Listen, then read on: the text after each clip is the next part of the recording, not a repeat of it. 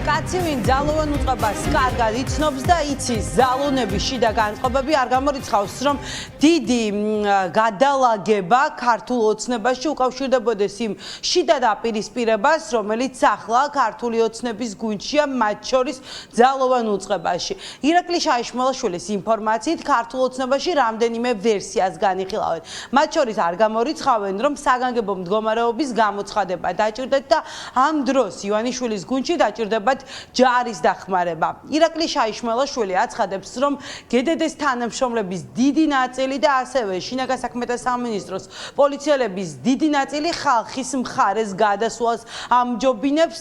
ამის შესახებ ივანიშვილის გუნდშიც იციან, რადგან სუსი უსმენს ძალოვნებს შესაბამისად შაიშმელაშვილის ინფორმაციით ახლა ოცნებაში გეგმა B-ზე მუშაობენ.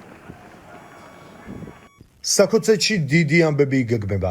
მოქმედი თავდაცვის მინისტრი ირაკლი ჩიქოვანი გადაჰყავთ საგარეო საქმეთა მინისტრად, სადაც მისი ამოცანა ვაშინგტონთან ურთიერთობების დალაგება იქნება.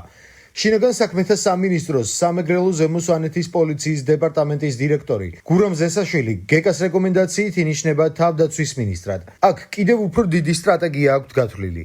თუ შინაგან საქმეთა სამინისტროს თანამშრომლები უარს იტყვიან მოქალაქეთა წინააღმდეგ ძალის გამოყენებაზე, გეგმავენ საგანგებო მდგომარეობის გამოცხადებას და პროცესებში თავდაცვის ძალების ჩართვას.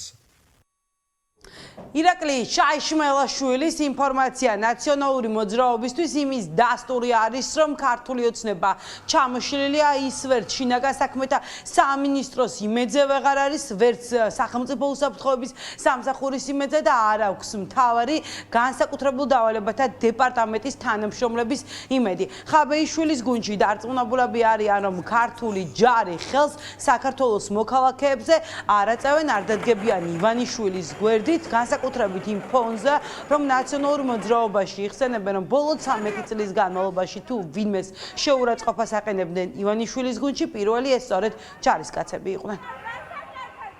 გაჟღერებული სცენარი კიდევ ერთი ნათელი დადასტურება იმისა, რომ რუსი ოლიგარქი ივანიშვილი ქართული ოცნება ბოლომდე ჩამოშლილები არიან, მათ უდიდესი პრობლემები აქვს სუჩშიც, გედედეშიც, პოლიციაშიც და თუ ეხა საგანგებოს და ჯარის გამოყვანის იმედზე არიან, მათ ძალიან კარგად უნდა ესმოდეთ, რომ ქართველი ჯარი და ქართველი ჯარისკაცები არასოდეს არ წავდნენ ქართველი ხალხის წინააღმდეგ, იმიტომ რომ ამ 13 წლის განმავლობაში თუ ვინმე დაამცირეს, თუ ვინმე შეურაცხყოფა მიაყენეს, თუ ვინმე აბუჩად აიგდეს, ეს სწორედ ქართველი ჯარისკაცები არიან, ჩვენი ვაშკაცი მებრძოლები არიან, ჩვენი გმირები არიან, გიორგი ანტიხელაძე, შიდისის გმირები, ძმები რომელაშვილები, ის ადამიანები, რომელსაც ასე ამცირებდნენ წლების განმავლობაში, არა ვიცი 13 წელია ერთი აღლუმი არ ჩაუტარებია ბიძინა ივანიშვილის იმდენად სულს და ეზიზღება ქართული ჯარი და ქართველი ჯარისკაცები. სწორედ ამიტომ ვიყოთ მზად, ვიყოთ 7-დან 4-ში ვიყოთ ყველანი ძალიან ბევრი და აუცილებლად მშვიდობიანად გავისტუმრებთ რუს ოლიგარქ ბიძინა ივანიშვილს და მის კორუმპირებულ ქართულ ოცნებას.